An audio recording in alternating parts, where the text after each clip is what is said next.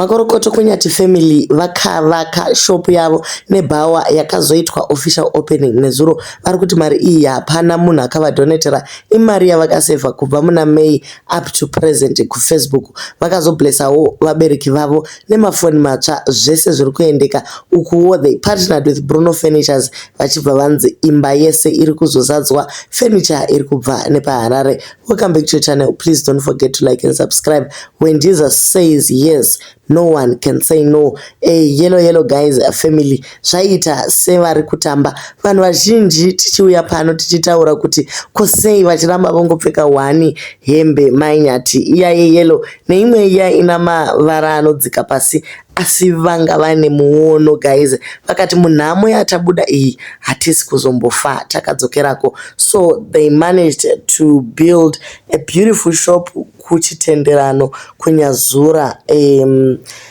Vanyora tsamba yavo actually before they did a small video yekutiratidza their shop. Vari kuti to us hama dzinodiwa, apa ndipo pakaenda mari yedu ye Facebook, and thank you so much for making us achieve this goal. So let us explain. Takatanga kubudgeta mari yedu tichitumidzira shop ichivakwa from May to December. So taifa nenzara tichiunganidza kusvika patawa zvino. We finally opened our own general dealer without renting per Growth Point. So guys, vakaita zvekutozvivakira.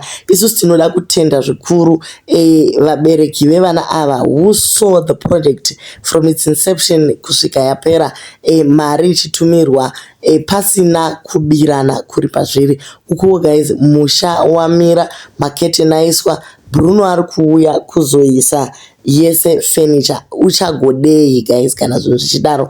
Vamwe vari busy, yellow family munopema, yellow family hamuna direction, muri busy kuenda kustairs kuspare muchindodla maribs muchikanga mukuziva kwamakabva. Aiwa guys, nyaya yekuramba tichiudzira vanhu kuti vararame sei tinofanira kudzidza kuiregedza zvachose, especially pamaplatforms anenge vana YouTube vana Facebook.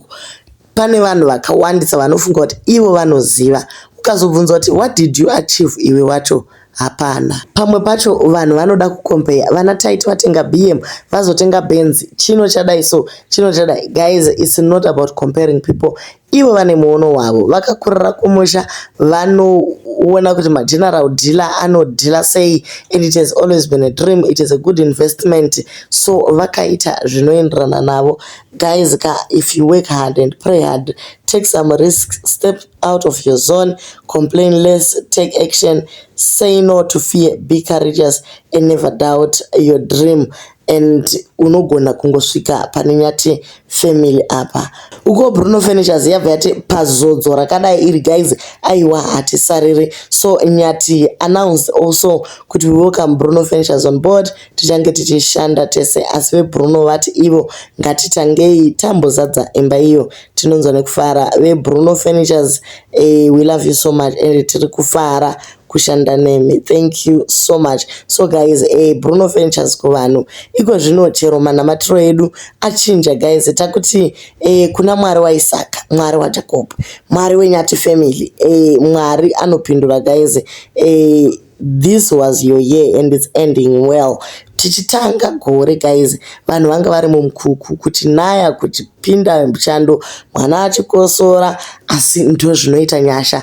Vana vokwira ndege, vane imba yavo fully furnished, vane shop yavo nebhawa ravo. Kungoya kuJubeki kwangova kwokuti ndo kubasa, ndo kwavakatangira, ndo kune data rakachipa, ndo kuchiko. But basically they have they've been catapulted to greater levels. Chinonyanyisa kunakidza ndechekuti Bruno uyu ndiye wekumborasa muromo gore riya. Munhu guys, asi tinongoziva hedu kuti chero ukaseka ukadii unozongoona kuti apa pane zodzo apa. Bruno azosvika pakuti guys inini regai ndiuye ndipushirwewo basa. Ndiwo kumboti nyati family inopema. inini handidi kushanda navanopemha zvakadai vana vadiki. And actually he was following pakaburitswa official statement ramaititi rekuti munopemha uyai ndikutsvagirei mabasa kunouku chino iye Bruno since anga ari besti yamaititi akabva angoreleasa with that statement haanyati family inopemha all of a sudden zvachinja wasiya side ramaititi hoyo wakuti ndibatsireiwo kumaketa yangu furniture wedu weka guys. Wenyasha ndewenyasha kana vada havo mwari aiwa congratulations zvokwadi. Ndakakuudzai paiti kupemha vana vanyanya vacharatidzei vazukuru chavakashanda hanzi vanenge woti ichi ndechokwaningi ndakati muchamuona manje oda kuva paheadboard chionai hatikangamwe zvekudaro. Bruno waishora vana achivanyomba asi zvisinei guys. Vamwe vari kuti chibva mangogara kuZimbabwe ikoko mupota muchiuya kuSouth Africa for shopping muchadei yenyu joni. Shop inoda imwe paground vatotanga vanoda kuziva kuudzirwa zvachose kuudzira vanhu zvachose. Guys, this is an investment. You don't really have to be on the ground.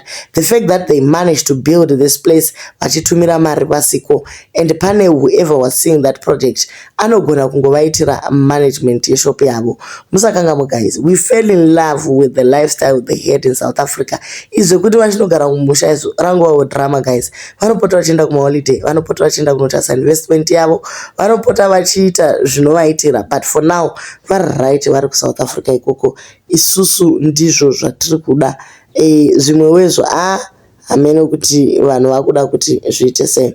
So guys, bhawa ritoripo vanenge vachida kundojaivha ikokoko musi weChristmas kunyanya team Rusape. Team Joburg riri kubvawo riri kuenda kuRusape kumusha uko Tsanza Guru etc wati area 13 15 21 tese takananga ikoko kwaRusape kundoita official opening. Dear Nyati family, we are incredibly proud of the humble, loving and resilient couple you both are. Mwari vakupe my blessings and strengthening your love and unity. May your journey together be filled with joy, peace and prosperity. Murambe makabata chipo chenyu ichocho musachidonhedze uyezve musavarayirwe nenyika. Murambe makabatana kudai. So Sekapu, well done, great job. Izvi zviri kubva kuna Gogo Sylvia. Gogo Sylvia vane page ravo ravanoratidza kunaka kwerudo vanhu vachichembedzana. So kuri kungonzi guys musakangamwe kuramba makagonyera pamwe chete musaite zvekuti pano. Okay, so vabereki vazopiwawo zvakare mafoni. Mai vamainyati pamwe chete nababa vagiri vazotengerwawo kanzi vedu veka. Tatiti kublessaiwo pamwe vamwe varume, pane vamwe varume mbinga chaizvo vanotozviti vane mari vanotokundwa naNyati kutaura idi uyu Gilbert akabva kuvanhu akawana mukadzi akabva kuvanhu. I've been following these guys with their parents. They are so humble. Vanodika vana nevabereki from both sides. You can see kuti this is not for content. Ndozvavatori mwana komana auya akatenga mafoni achibva angovasvitsa zvakanaka. Pane vamwe vakuti let's hope these phones are not logged to a specific network. Dzinogona kuramba kushanda muZimbabwe. Foni idzodzo dzinoda kuti dzivhurwe. Guys, chiregai kuramba muchingova vanhu vari negative zvachose. Pane vanhu vanoda kuramba vachikuudzirai vanenge vachifunga kuti advice, but zvimwe zvacho zvinozonyanya. Monditi ukanotenga foni kupepo kana kupi augone kungomeka sure kuti dziya dziri open dzisipo pacontract dzisina kulokewa kuMTN kana kuVodacom. Zvinongotovhunzwa mushopu zviya wongopuwa foni. Regai ngova vanhu vanongonetsa vamwe vana. Anyway, okay, so zvakare tichindovhara kuri kunzi update yomuchato. On 12th of December vakaenda kumusha for house handover ceremony and chief village chief like of the place came and the whole community vachizoratidza rudo nekubatana. Then on several occasions the manager met with the family. A number of issues were discussed from the family background, family values and practices. The wedding is going to be contact guided by the family values and practices. It is not going to be a wedding influenced by social media. Social media ichatodzidza kubva ku-family values and practices. We have our cultural way of doing things and respect protocol. This shall be followed. It is not going to be about the crowd and how the wedding is going to be, but it's going to focus on happiness of the couple, family members and friends, including all of us who have been supporting, all of you who has been supporting us. Having rules and guidelines as we are restricted. We are going to manage this event with dignity. The wedding success will not be measured by the crowd, but by the happiness of the couple, the family, and the friends. You are invited and you have your ticket with you upon entry. My invitation cards are kutanga musi 16 December gore rino tichanakidzwa. So guys, pane news dzakawanda dziri kuramba dzichiuya, but seNyati family vari kuti ivo muchato uchagaidhiwa ne-family values dzekuNyati family. Vaya vaiti mabest boy hatidi Tari Martin chino takazowa recently pakunzi tichakupai a new announcement of the new anonzani best man and best lady. Guys, we merge too much. We meddle chirungu, we meddle too much in their business. Hatidiwo kuvarega here kuti vararame hwavo upenyu. Yes, makasumudza marombe muguruva muchilaika page muchimanya yezvaane shopu pamusana pedu isusu guys tinoramba tichidai.